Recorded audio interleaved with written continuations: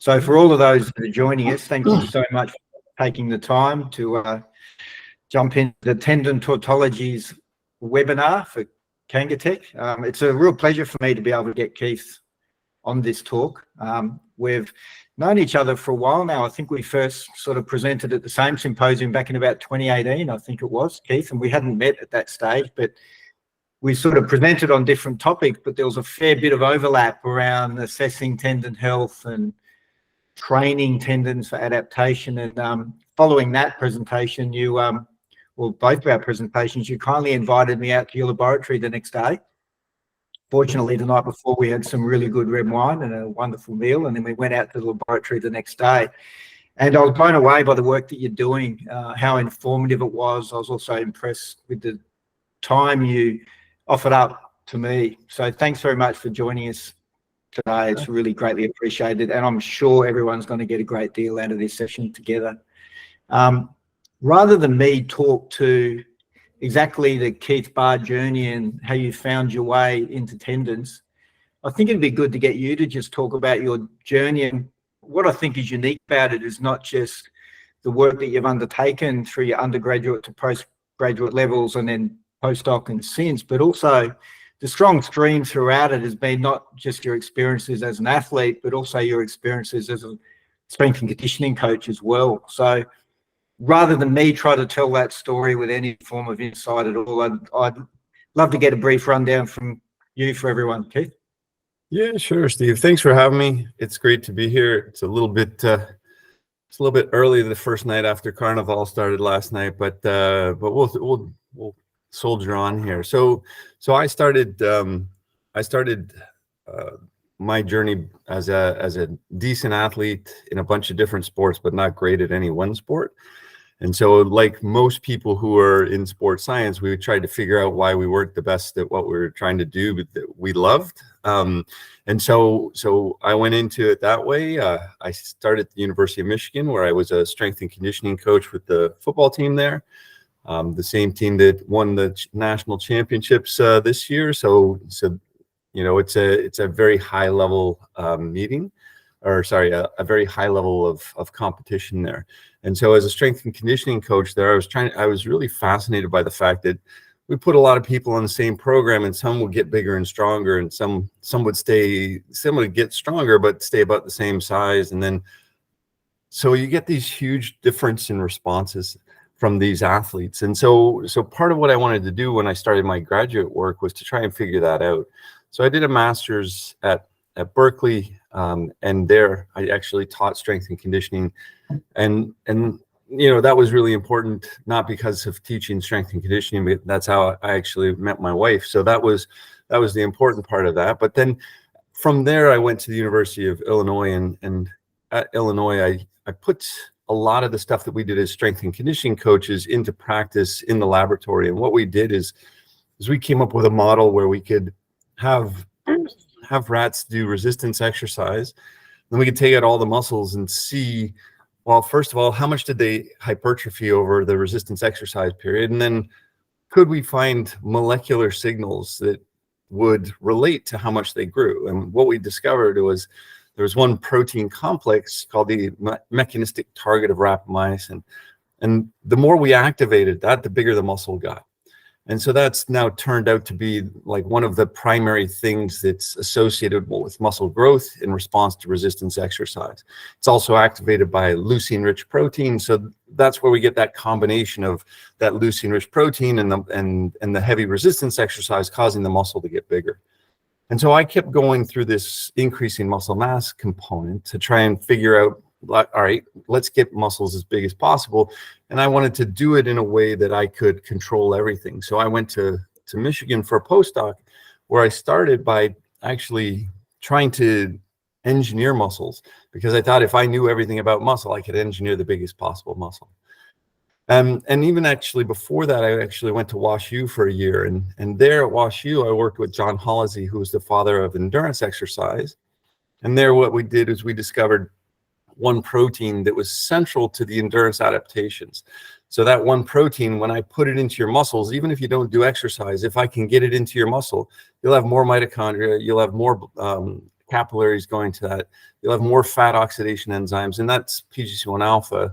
And so we discovered that was activated by resistance exercise or by endurance exercise. So when you did endurance, you got more of that, and it was a special kind of it that didn't have this inhibitory domain. So we got all of these really cool molecular things, and that's when I said, I know tons about muscles, so I'm going to make big, strong, endurance-based muscles without even needing the animal. And I failed miserably at it. And one of the things that I did discover there was that when you try and make a muscle, if you just take a muscle and try and attach it to something to make an actuator or a motor, what happens is the muscle always fails. And it always failed at the interface between the machine that we were trying to drive with our muscles and the muscles themselves, because there was no tendon there. And so then we started looking at tendon, and we started doing that both at Michigan and then in my first laboratory in Dundee, Scotland. And I had a really good experience in Scotland when I went down to the English Institute of Sport, the English cycling, the Great British Cycling. And they brought me in to say, okay, let's get our athletes stronger. And so I was in there trying to say, okay, you got to get bigger muscles. And they were talking about how they had years and years of data where their athletes got way stronger and their muscles stayed the same size. And for me, that was a big challenge, because the textbook says if you got a stronger muscle, it's a bigger muscle.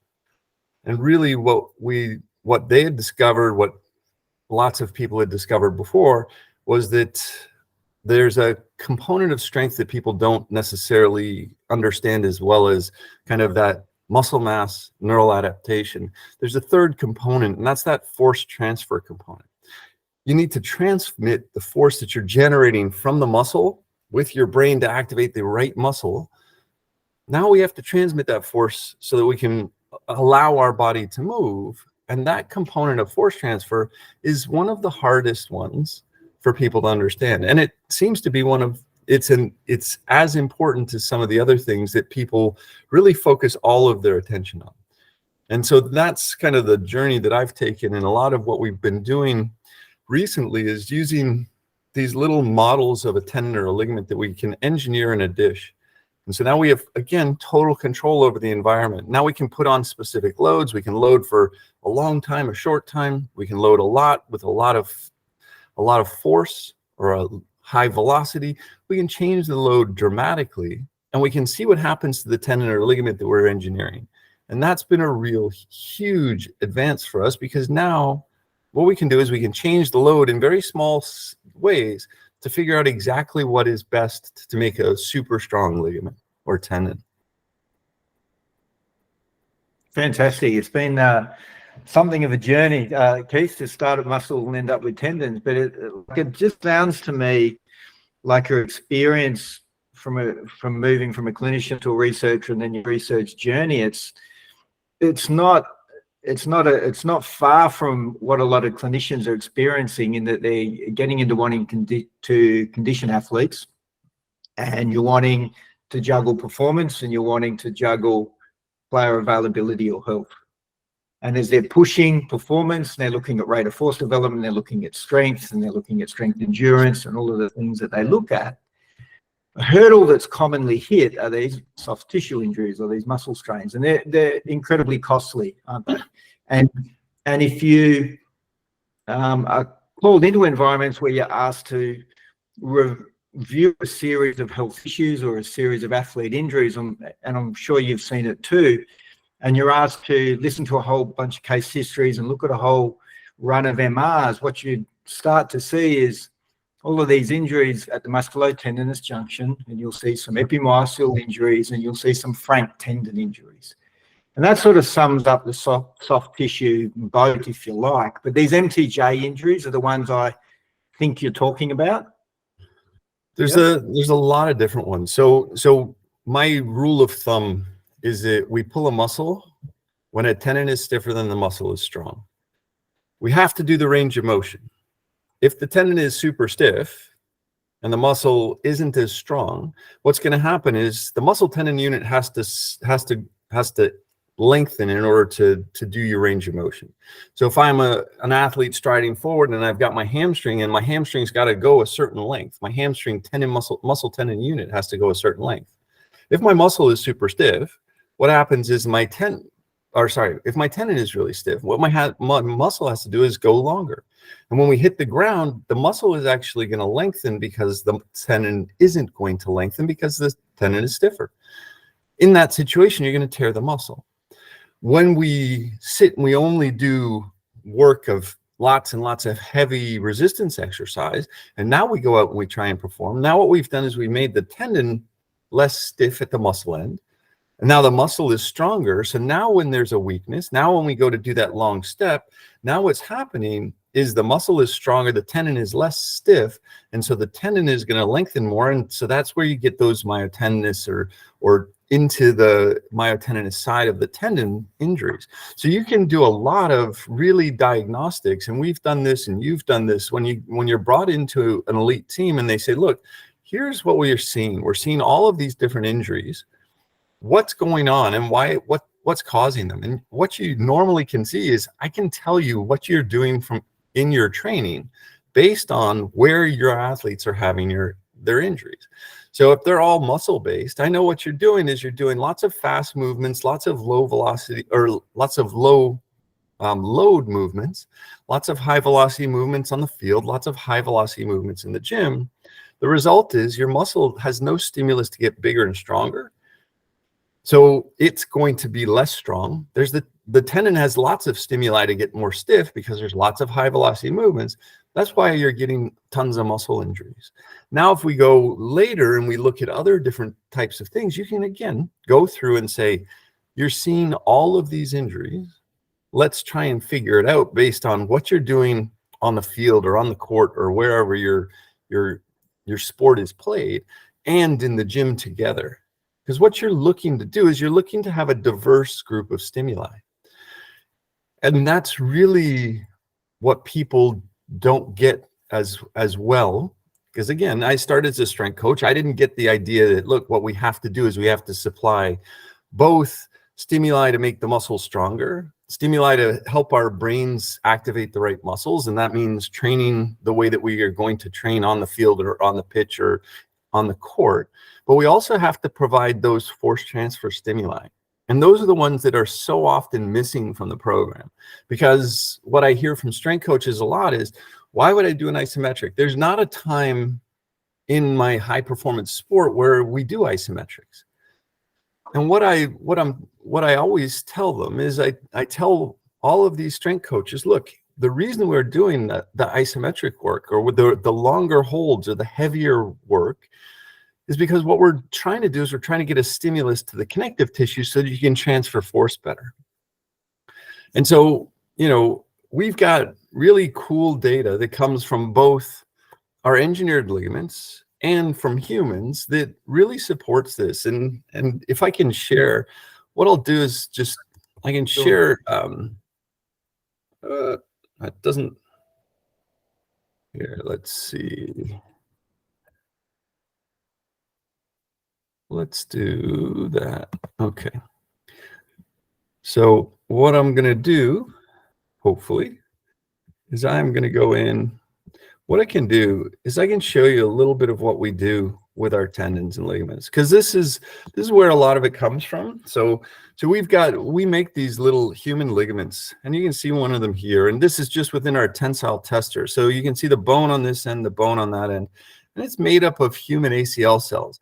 And this is just the final test. And I'm sorry, I'm a horrible videographer, but you can see it's being stretched out, and you'll see it's going to fail at this point where my cursor is right there, and then it'll unload. And so now we've got this model that allows us to exercise. And here's just one of the ways that we exercise, and we put them into these little machines, and we can just stretch them like that. And what we found initially was that these ligaments, it didn't matter how long you loaded them for. So if we go out for an hour-long run, this is what you see here. You see at the 60-minute time point in A, you can see that we went out for an hour run. The cells within the ligament, they started to activate this one signal, but then by about an hour, it's almost back down to normal or back down to zero. If you go backwards, actually at 10 minutes, you've got your highest signal. So that means that for our tendons, ligaments, and and connective tissues, these short periods of loads are really, really, really important. And then it takes you about 6 to 8 hours before you get it back. And that's in panel B here. This is recovery time. So if I did 10 minutes, and that's where the S is on the side here, what you can see is that 10-minute stretch, you got a good activation there. If I go and I wait 2 hours and do it again, I'm actually way down here. I get 40% less signal, or even less than that. But if I wait 6 to 12 hours, now I get full signal back again. And so what we did in the end was we did a 40-minute intermittent stretch, or we did a 24 hours a day continuous stretch. And you can see that, yeah, the continuous stretch is much better than no activity at all, but the intermittent stretch is much, much better. And then what we did is we looked to see isometric loading here versus dynamic loading. And these are time under tension matched. So they have the exact same amount of tension on them. What you can see is that this is mechanical force here, MTL, so that's the force that it takes to tear the ligament. What we did is we almost doubled the mechanical force by doing the isometrics. The dynamic didn't really change. The collagen content went up with the isometrics, didn't go up with the dynamics. Okay, so there's something interesting there about isometrics. And the last thing I wanted to share is, because everybody says, well, that's only in these engineered ligaments. It doesn't really work that way in people. Well, this is data that we have that's unpublished so far. And what you can see here is these are rock climbers, and these are human rock climbers. And what they've done is they've done 3 different types of workouts. So there's the climb here.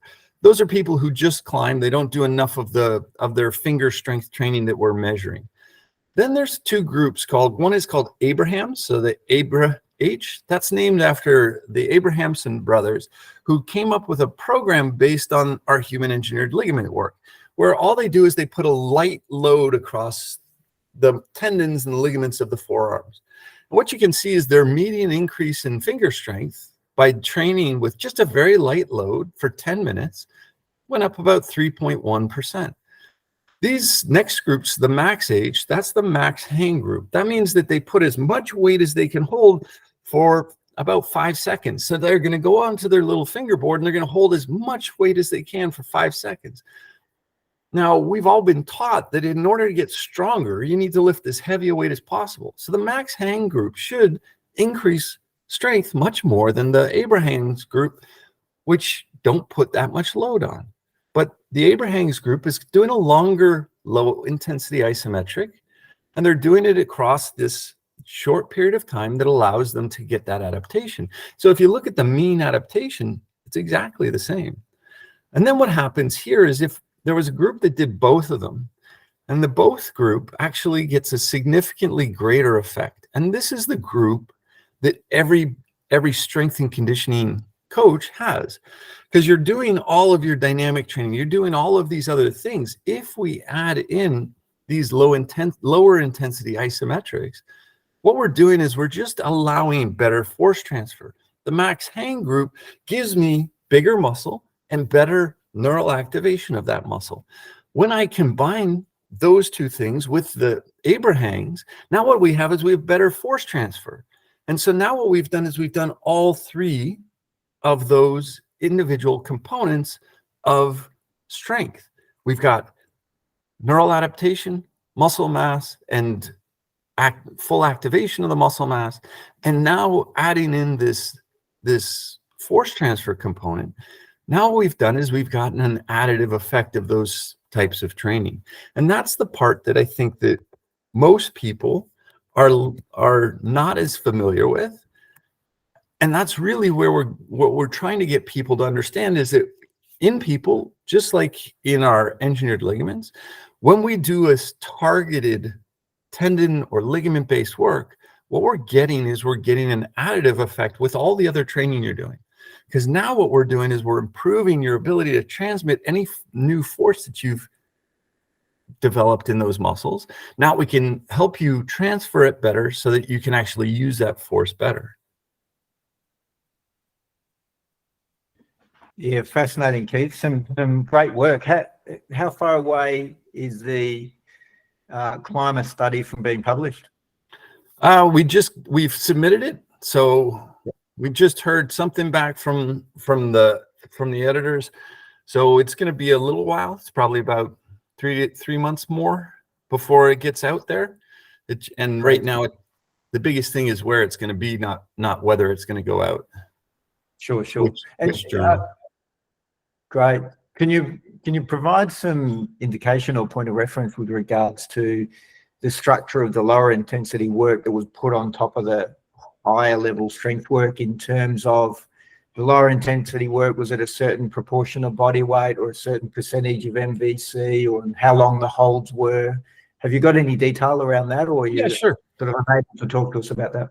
Yeah, so it would be kind of like a moderate overcoming, or a moderate so really what it is, it's more like it's like these moderate yielding type of. So I'll share again and just show you where we think it goes here. So can you see this chart that was that's one of the charts that is from a podcast or a. Okay, so you've got all of these different ones where you've got these maximal overcomings that are really, really short, where you're going against a high load, and those are kind of towards this performance side of things. The yielding ones are over here, and what we're talking about is kind of a moderate yielding or moderate overcoming isometric. And so what we're doing is we're looking to go for between, actually it's more like a heavy yielding, because we're going from 10 to 30 seconds with these. And so what we're doing is we're just, the athletes are just keeping their feet on the ground.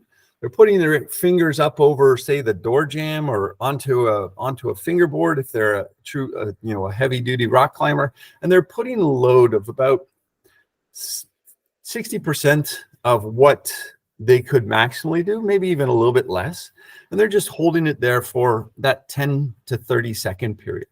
So what we're doing here, if we look at this, is, let me see if I can get this to go forward. There we go.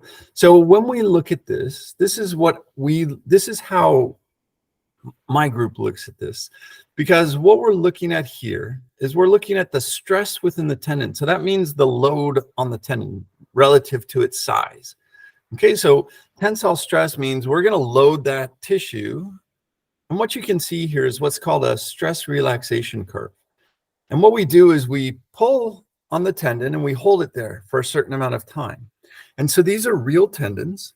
And what we've done is we've pulled and loaded really quickly. So we put the load on really quickly. And what you can see is the load goes up really, really fast. That's like your maximum overcoming isometric. So there's lots of stress within the tendon. And then if you let off at that point, that's all you've had. You've had that lots of stress. When you do a heavy yielding or a really heavy concentric move, what you're getting is you're getting a slower movement. And that slower movement, if we pull and hold on the tendon, what's going to happen is the tension within the tendon actually relaxes. We all know this because if we've ever done, just a passive stretch where we try and reach down and touch our toes, after about 10, 20, 30 seconds, now we can go a little bit further. And the reason we can go further is because the tendon, the collagen and the water within the tendon allows the tendon to relax, because the water moves out and the collagen actually starts to change how it is a little bit. And that allows us to decrease the amount of tension within that tendon. And you can see that decays exponentially here until we load it the next time. And you see that next load, bang, it goes up again. We get this high tension, and then you get this exponential decay. And we could do this again and again, pull, hold. And what you're getting is you're getting this stress relaxation. And what we're looking at this stress relaxation for is because as the stress relaxes within this tissue, or as the tissue relaxes, what happens is that when we do these maximal overcoming, when we do our plyometric work, our high speed work, what happens is only the strongest, stiffest part of the tendon gets the signal of we've just done a movement, because most of the load is going through the strongest part of the tissue. If we do a hold that goes for a little bit longer, some of the strongest part of the tissue will have relaxed. And so a little bit more of that whole tissue will get the signal.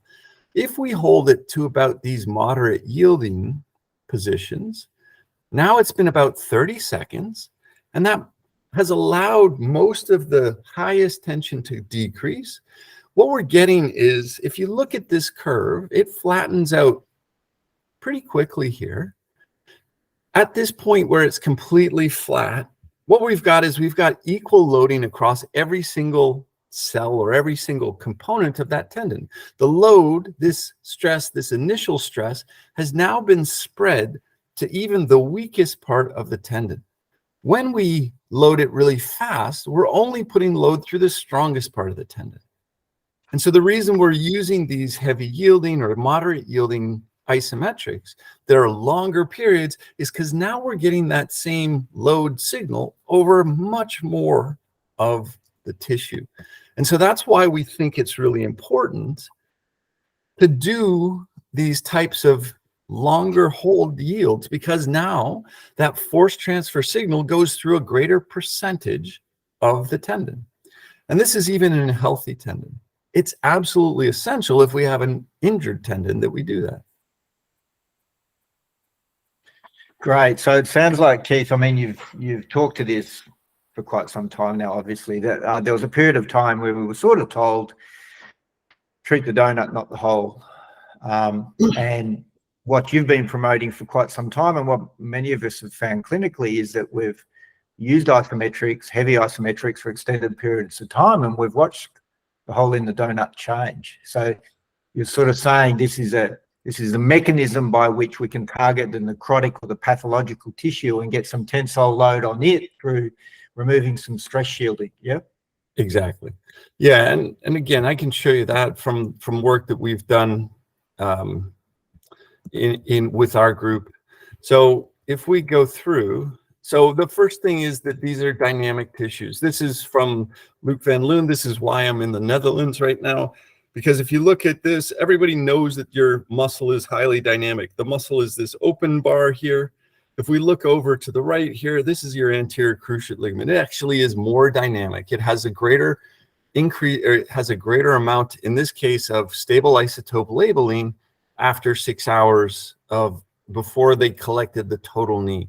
So you can see the ACL is right here under this arrow, the highest level arrow.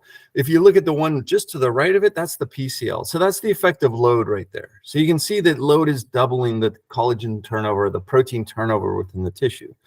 Clinically, what you see is you could actually see a bigger tissue. You can see that there.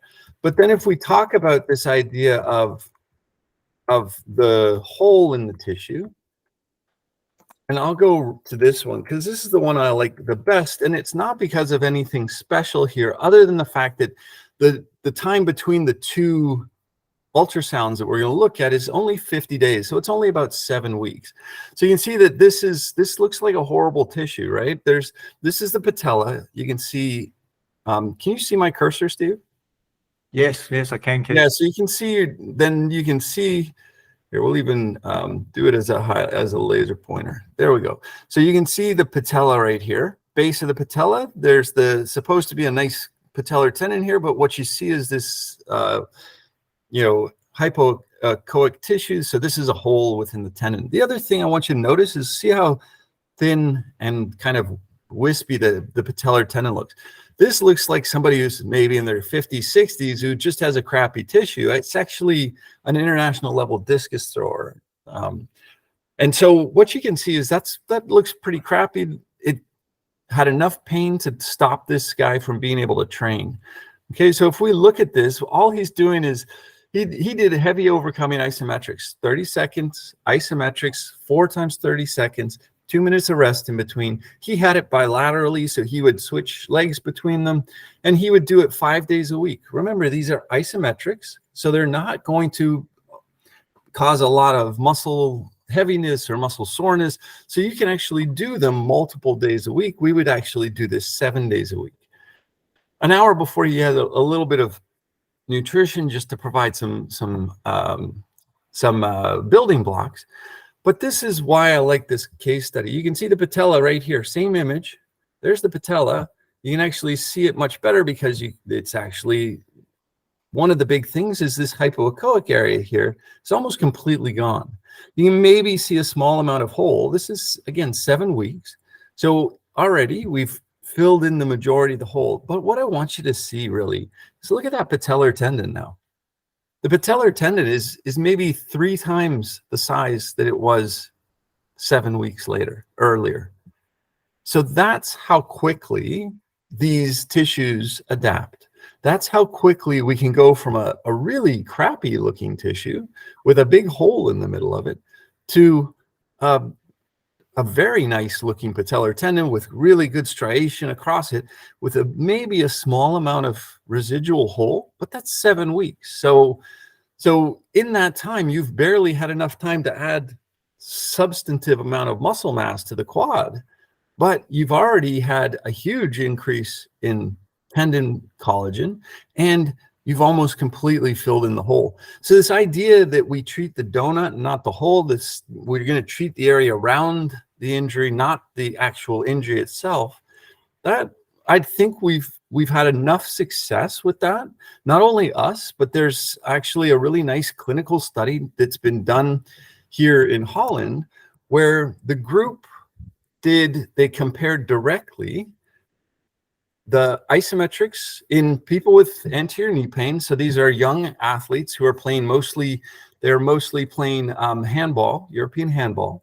And so what they've got is they've got these people who are coming in clinically. They had 76 young people with anterior knee pain, so patellar tendinopathy. And what they did is they started them with a period of isometrics for 3 to 4 weeks. And then they transitioned them into dynamic movements, and then they transitioned them into plyometrics. And they compared that transitional recovery to the classic gold standard, which is heavy eccentric loads.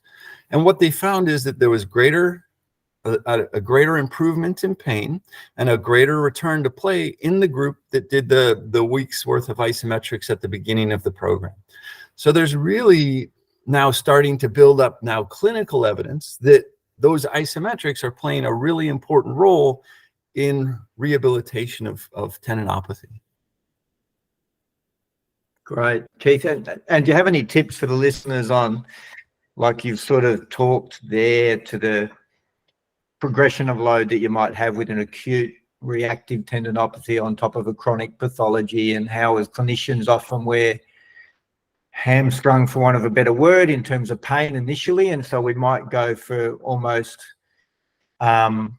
higher volume, longer time under tension at lower intensity early, respecting pain, but as soon as we get to this point often clinically where we're able to almost polarize the program, and we're able to keep whacking the tendon with moderate doses, often daily, as you've sort of talked to already, but then layering on top of that a more traditional strength dose 2 or 3 times a week as well. Do you have any experiences you could talk to where you've got an athlete still performing, still in the field, still playing, and you're polarizing or layering the program once you've got control of acute pain? Yep, absolutely. So again, one of the big things with acute pain is there will be swelling within the tendon. And so the acute pain, a lot of that is going to come from that Golgi tendon organ, because what the Golgi tendon organ feels, it feels pressure, because the pressure is coming either from the tendon being loaded and the pressure being applied to the nerve, or if there's lots of swelling within the tendon, then that swelling is going to put pressure on the nerve. And that means that the pressure threshold for pain is going to be much lower. And that's also going to provide a lot of the cortical inhibition associated with that pain, because if you've got a reflex going through the Golgi tendon organ telling you can't contract the muscle very much, you're not going to be able to put a lot of force through there. That's the strength holes that you get when you get these tendinopathies are going to largely be the result of that. So one of the things that we're doing early in the program by loading and holding is we're actually squeezing the liquid out. We're squeezing some of that inflammation out. So that's one of the important things we're using load for very early in a program. It doesn't have to be a tendon. It can be a ligament even. You can have the people who are doing an inversion sprain on the ankle. If you get them going in very slow, very good range of motion with their alphabets, you can actually keep the swelling within the tissue low. You can keep them actually active on the ankle, even when the ankle is starting to turn, brown or purple or green as it begins to bruise because there's injury there. You can't change the fact that there's injury there, but you can actually change how much pain they feel from the tendons and ligaments within that just by doing that active loading and doing it quite frequently early on. Because again, the role of load probably in the very early acute phases after an acute injury like an inversion sprained ankle is going to the role of loading is to decrease some of the inflammation that's within the tissue. Yes, we're going to give a signal to the cells that they still are tendon cells or ligament cells, and they still need to be doing their job of producing collagen. But really what we're doing with that is we're controlling some of the swelling, some of the inflammation. Then what we're going to do is we're going to be able to maintain that after that acute injury. Now what we're going to do is we're going to increase the length and the force that we're producing in those isos. And there, absolutely, we can do that two-phase system. So the first time that we published on this, we published it as a case study on an NBA basketball player who had a patellar tendon like the one I showed you, where it had a really distinct hole on MRI. It was seen by MRI, and you get this big white area in the middle of the patellar tendon that looks exactly like the donut hole. And so he's a basketball player. He's a professional basketball player. There's nothing you can do that's going to stop him from playing basketball. So he's playing 50 games in that first season that we had him. And he's practicing so he's playing 2 to 3 games a week, practicing on the other days. But remember, the way that the load works is when you're doing high dynamic loads, it's going to go through the strong parts. It's going to go through the donut.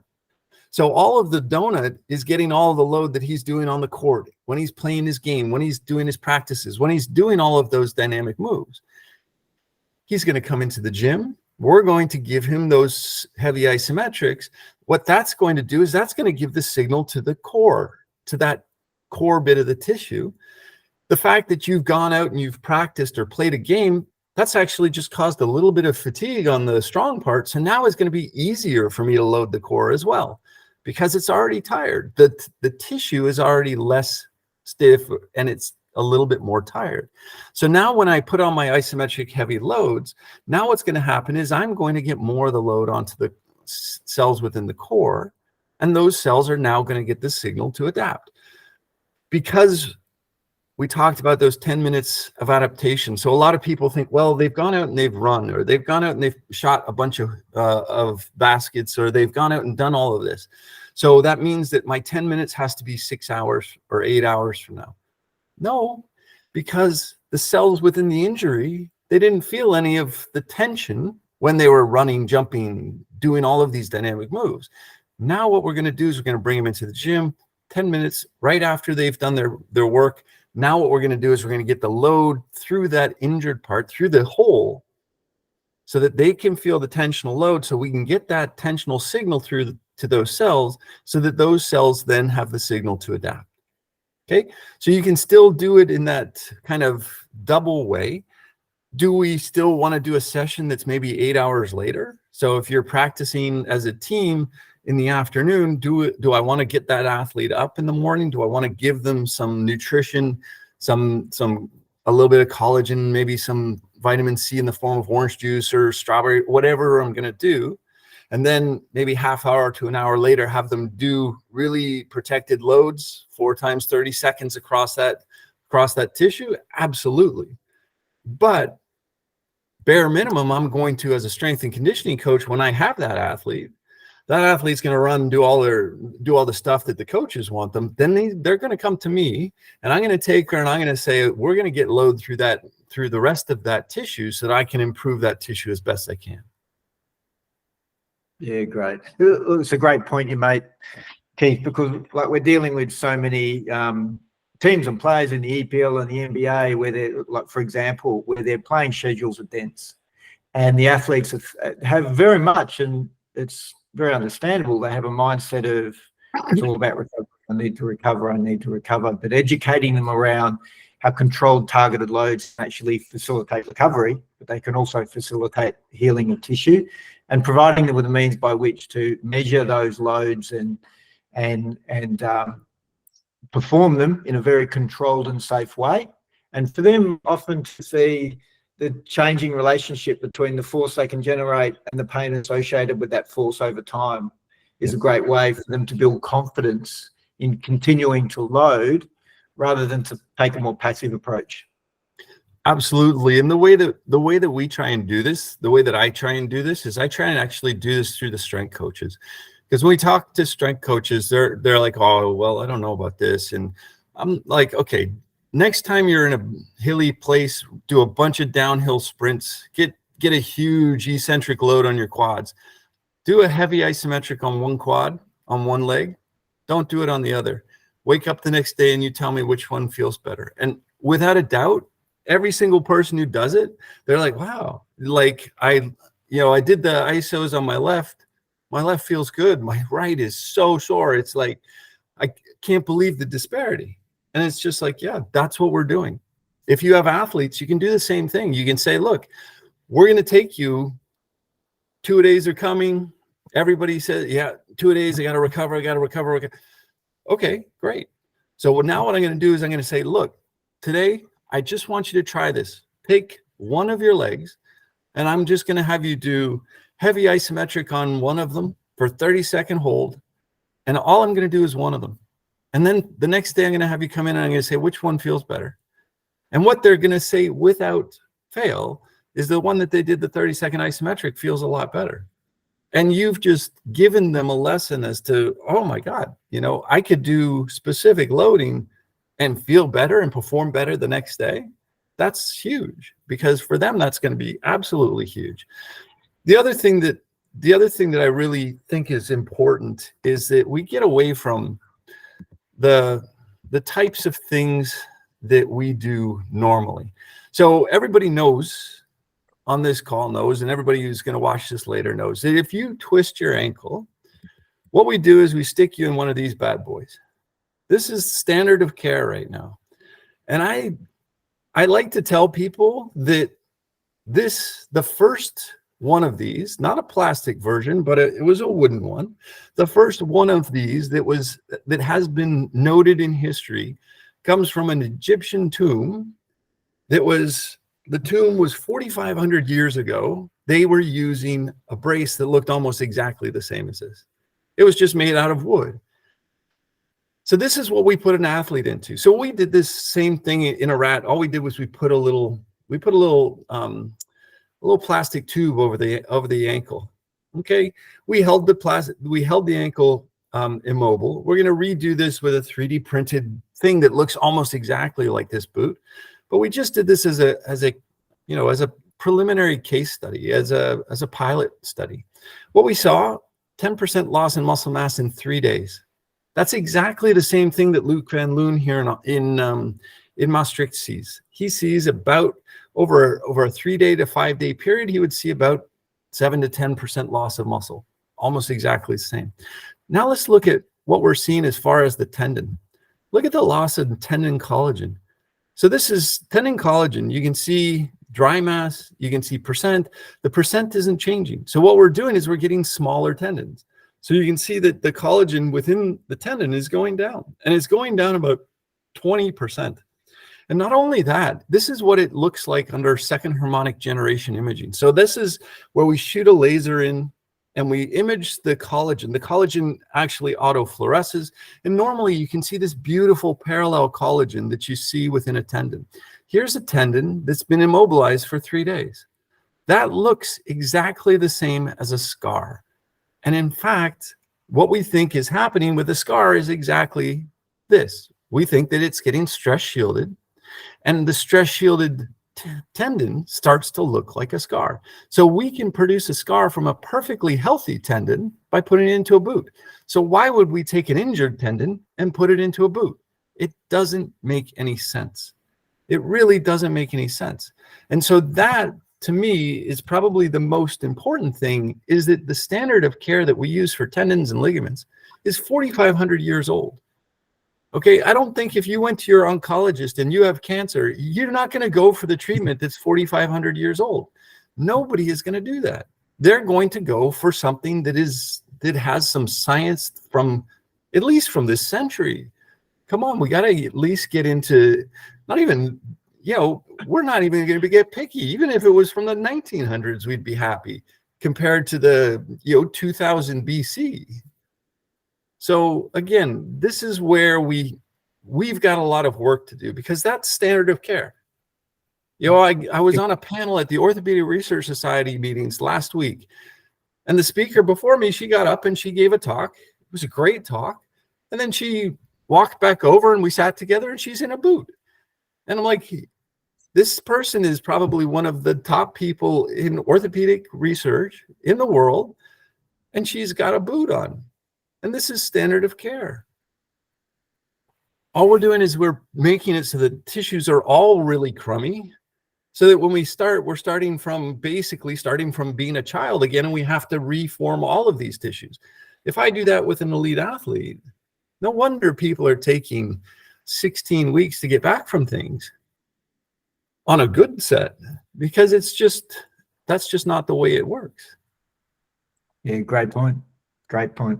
And then, if there's a structural issue, obviously, that might necessitate some period of immobilization, we can still get on the front foot with how we isolate all the tissues around that and load them, can't we? We can think so much more proactively about, okay, something's got to heal. We don't want to put stress across a joint because of reason A, B, C. Like, we all know those reasons all too well, but sometimes we can be a little passive in how actively we isolate all the parts around that region and continue to load those as proactively as we can to mitigate the sort of change you're talking about. Yeah. So if you have a bone or there's a cartilage issue and you don't want physical load going through there, okay, but unfold it, take off the boot, get into the water, do active mobilization there. I told you, what does the tendon respond to? 10 minutes of load. So just undo the boot for 10 minutes, put little bits of load onto that for 10 minutes, put the boot back on. Now the bone is still fine, or the joint is still fine, the cartilage within there. But now what we've done is we've loaded the tendons and the ligaments that are surrounding that joint with a stimulus that's sufficient to at least keep them a little bit more healthy. Because what we're doing now is that we get into this point where it's immobilized for long periods. And really what we want to do is the immobilization, okay. We get into this fight all the time with doctors, because the doctor, we published a case study on a hamstring tendon tear that was done by one of the Leicester Tigers rugby players. And so he suffered a proximal tear, muscle myotendinous tear. Surgeon goes in and surgically repairs it. Great. So we're like, okay, let's load today, because we know if we get the load in there within the first couple of days, we're going to get back 25% at least faster than if we wait even a week. The doctor was like 5 weeks without movement, 5 weeks without load. And so we're back and forth. We got him down to 9 days. So that was all we could fight with him for the first time. And this is, one of the top docs in the UK. He's like, well, we did the 5 weeks. We got the athlete back in 16 weeks. That's going to be good. And they're like, no, we can get him functional much earlier if we load much earlier. So we started at 9 days. Low jerk isometrics. That means you ramp up the tension over about a 5-second period. You hold it there for the 30 seconds. You let the tension off slowly.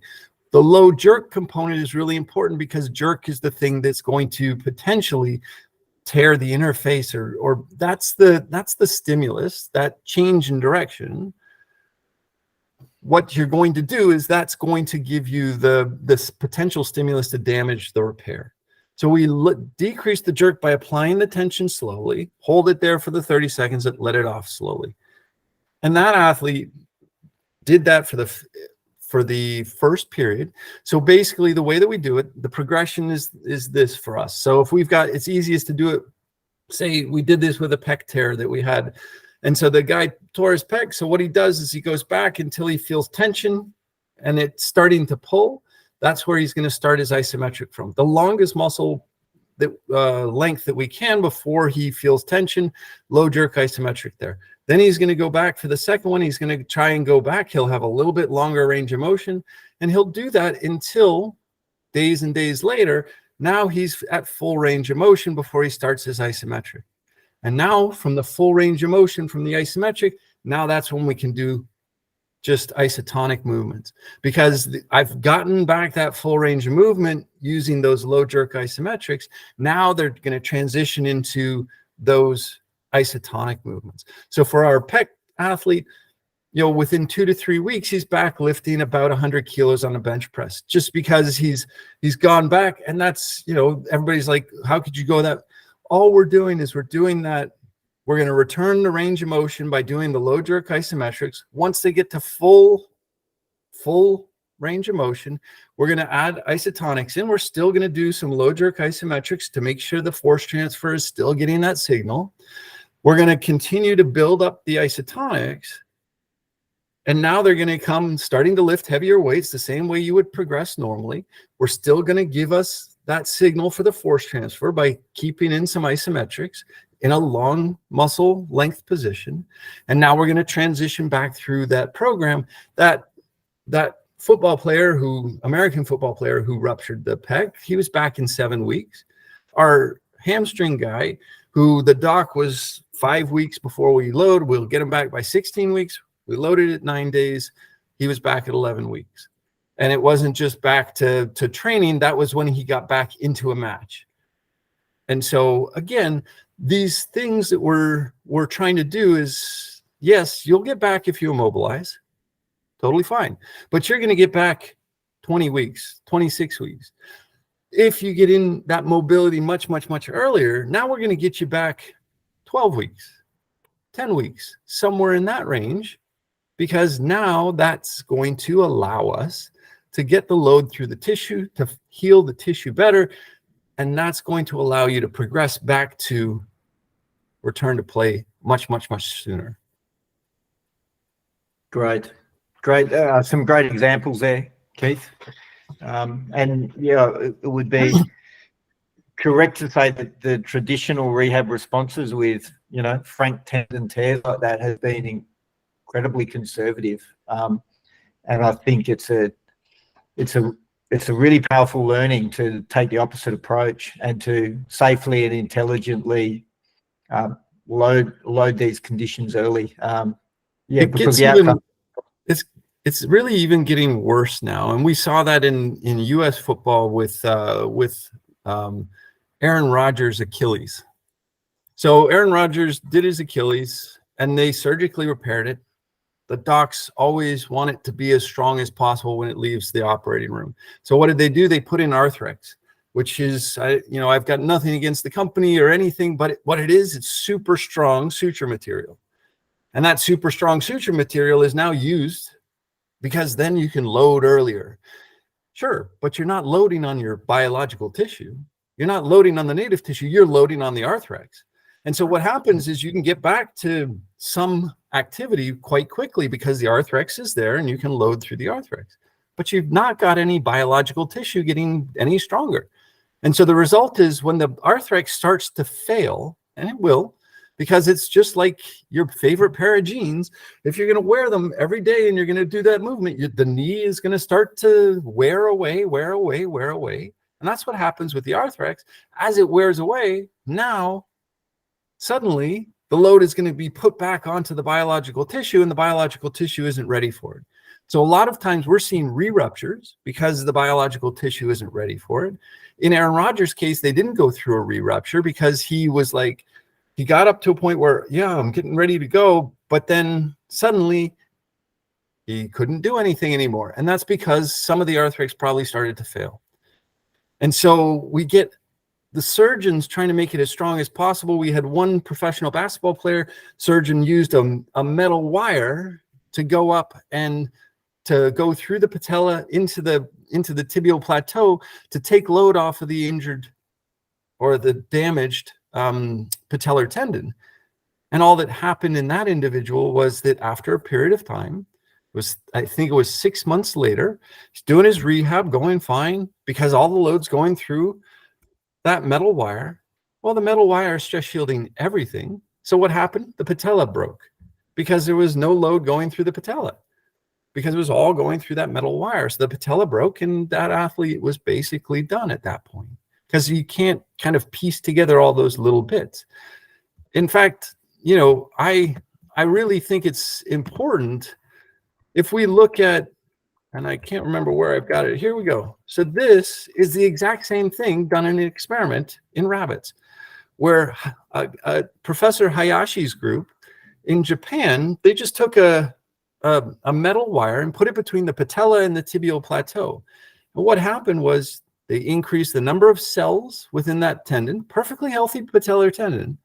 They decreased the fibril diameter of the collagen, and the collagen was randomly oriented.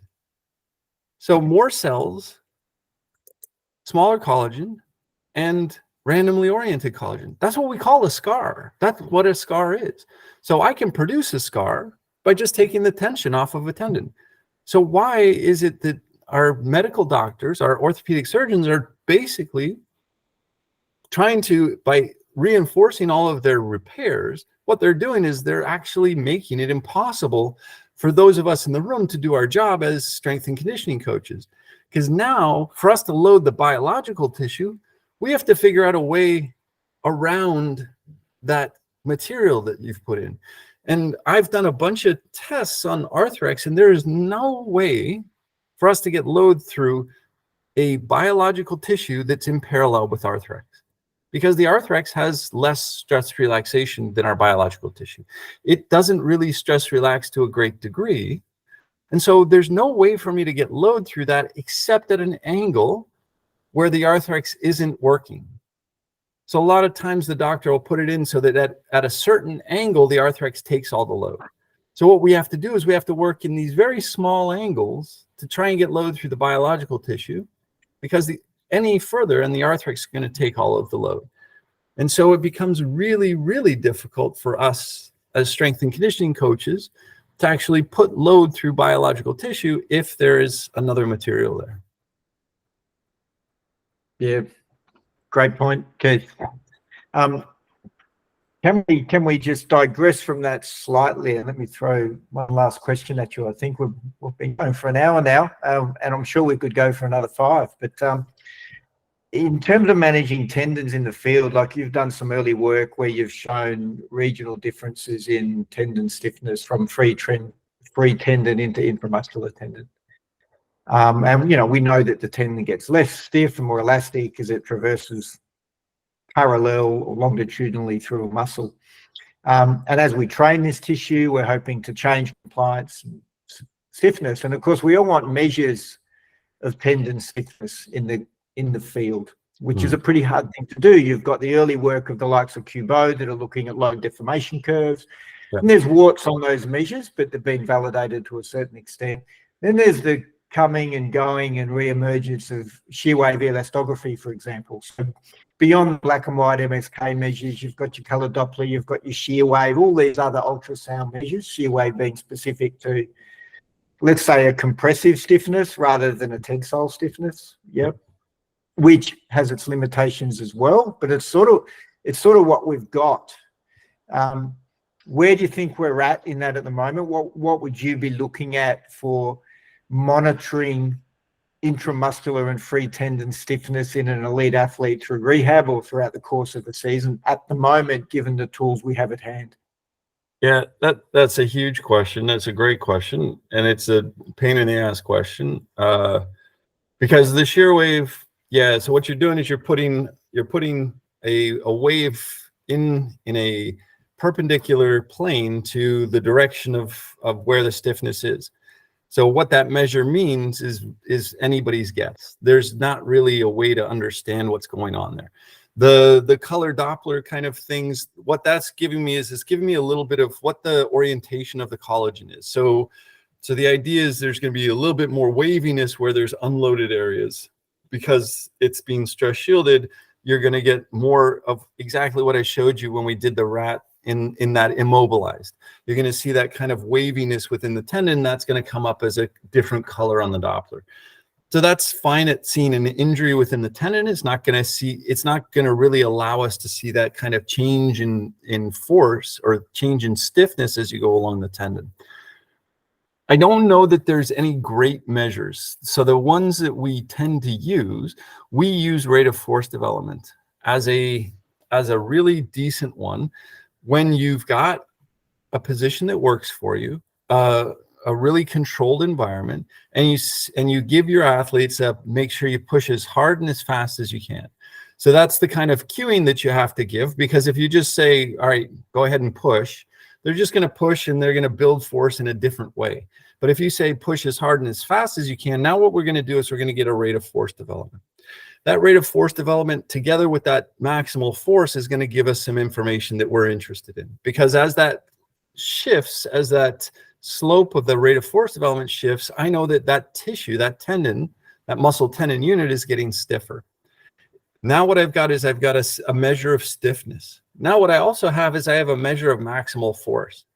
And when the maximal force is low and that's the rate of force development slope is really high, that's where I'm going to start to worry about my muscle being less strong than my tendon is stiff. So my tendon is getting stiffer because rate of force development is shifting up and to the left.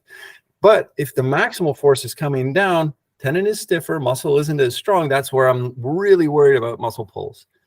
So now that's going to give me a little bit of an information. So then what I'm looking for is I'm looking for changes in that rate of force development and changes in that max force.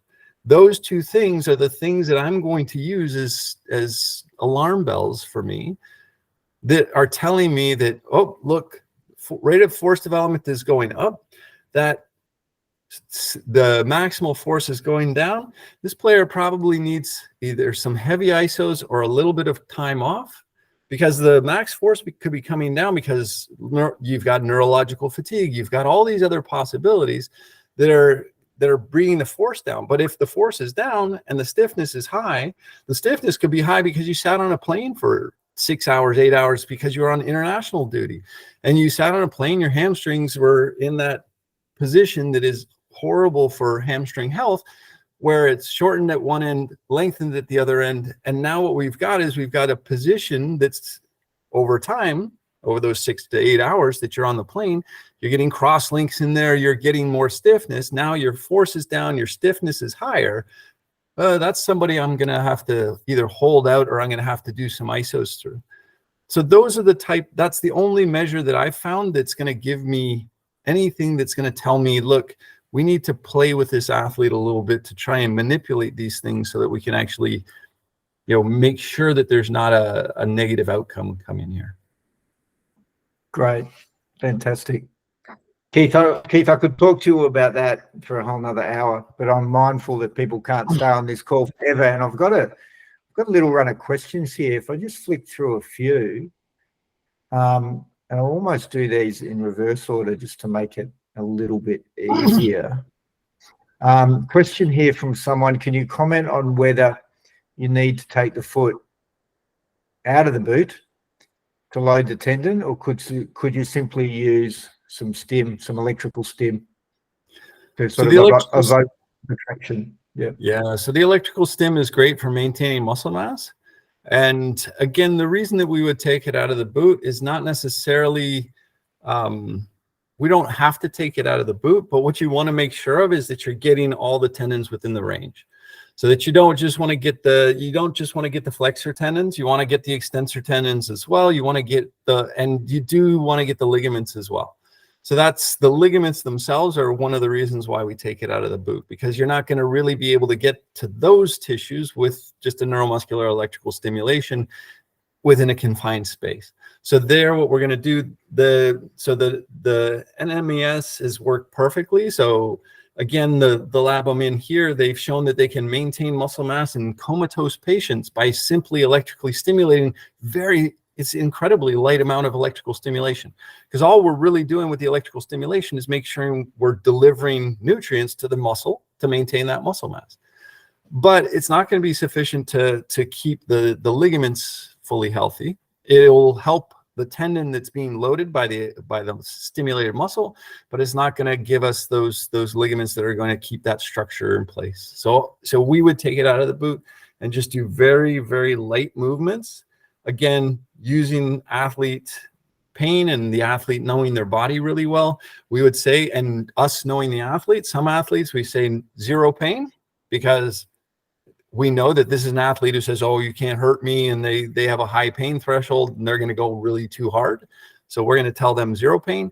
We can tell others who are really tentative that maybe we can go up to a 2 or 3 out of 10 on pain. Just a generalized pain, nothing specific. So if you feel any piercing, very specific pain, that's where we don't want. A generalized kind of muscle soreness pain, that's pretty okay.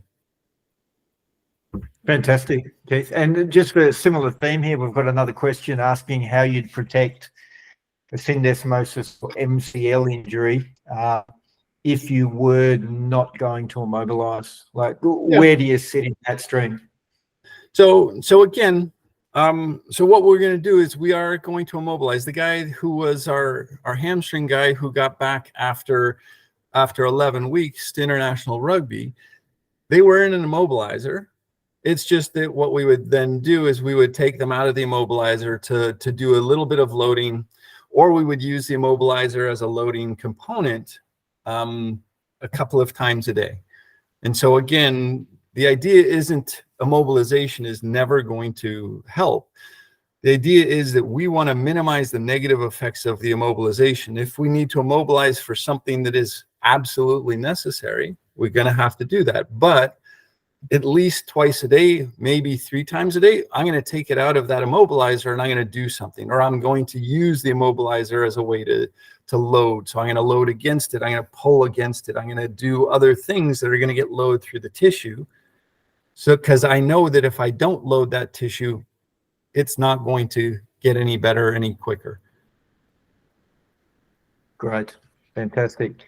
And look, Keith, one other question here, someone asking about 30-second holds versus 10-second holds and how a shorter hold might relate to the creep gained with 30 seconds. And would you want to talk to, like, there's times in the clinical setting where, not necessarily because of pain, but even because of poor neuromuscular control or capacity, what we find in a clinical setting is a 30-second hold's a bit hard for someone to start at. Sometimes their control, the coefficient of variation of the force trace, their control is really poor. So we'll still try to total, for example, 2 or 3 minutes of time under tension, but we might do, I suppose we're doing repeat 10-second holds, for example, but we're using hysteresis on top of creep to on subsequent contractions still get at that stress shielded tissue, is the way we sort of look at that in terms of still trying to get your sort of pathological tendon. Is that how you see it, if their control or capacity is really poor? Yeah, I do think that using shorter holds definitely is totally fine, because again, the climbing holds that I showed you the data on, those are mostly 10 to 20-second holds. So they're not going out all the way to 30 seconds. So they don't need that 30-second hold to have that, again, positive effect on force transfer. When we're using the 30 seconds is when we have something that is really an entrenched problem. So this is, for the athletes that we're dealing with, these are athletes who've had a patellar tendinopathy for 5+ years, and they've built up lots of surrounding tissue. So in the pro basketball player that we've done the case study on, when we did the initial MRI, that tissue right near the base of the patella was a lot bigger than it was after we had caused it to regress, and after we had gotten an independent orthopedic surgeon to say, look, there's nothing wrong with this knee. I can't see anything wrong with this knee. What happened is that proximal part of that patellar tendon got much, much smaller. because it was, again, higher quality tissue. So it was actually stronger, but it stronger in a smaller space. So it had better ability to deal with stress because it's 5 years worth of patellar tendinopathy. You've built up that donut quite a bit. So now what we have to do is we have to, and the donut is going to be lower quality because it can't be as high a quality tissue, because in order for it to be a high quality tissue, it has to be directionally oriented in one direction. The donut, because it has to go around, it's going to be spread out, and that's not going to be good quality tissue. So what do? We make more of it. It's like how our old bones try to adapt to the fact that per unit of area, they're not as strong. So what happens? They actually get bigger. So they get bigger as a way so that the mechanical properties are the same, but the material properties are lower because it takes a bigger tissue to do it. And so as we do these trainings and as we train them to get back to that healthy tissue, we're using those long 30-second holds when people have built up a lot of that extra tissue. You'll see it in Achilles. You'll get nodules where you can actually see a bump visually from the outside. That's when we've got lots of extra tissue that's been there for a long time. So now we're going to use a longer hold because we need to get through all of that extra tissue in order to get that load through the injured part to get the material properties back up. So that we're now, the material properties are higher. We don't need all of this material. We're gonna take away that excess pathological material to improve the quality, because the quality of the material is better. We don't need as much. Awesome. Fantastic. Keith, it's been an absolute pleasure listening to you again, and just from some of the comments coming through, I can tell that everyone's been really engaged and got plenty out of it. I will say to everyone listening in, if you've got follow-up questions about any of the topics we've discussed, please feel free to send them through to the Kangatech team. We're more than happy to help drive some ongoing discussion and answer any questions that are there. Keith will keep you in the loop with any of those. If we need your help answering any of those, I'll reach out to you straight away. Probably Absolutely. more importantly, we need to know a little bit about how much more of the carnival have you got in front of you now? Well, there's 2 days of carnival. I don't know that it's quite rowdy. We're not as rowdy as they are, so it's we might be going out of town just for the next 2 days. Right. Fantastic. And when do you get back to the States again? You're sort of there for a while, yeah? Yeah, we're doing some human clinical work here in Holland to actually measure collagen incorporation into tendon in humans. And so I'll be back. This sabbatical will end in June, so I'll be back in the US in July. Fantastic. Look, I'll be over there myself then, so I look forward to catching up and perhaps following up on some of the research projects we've sort of discussed doing together. It'd be great to do some work with you, especially around this tendon and intramuscular tendon space. Yeah, no, it sounds awesome. We'd be really excited to do that. Great. Thanks everyone for attending. It's been fantastic. Again, Keith, really enjoyed having you here. Thanks to everyone else who's joined us, and we look forward to the next webinar. Thanks, guys. All right.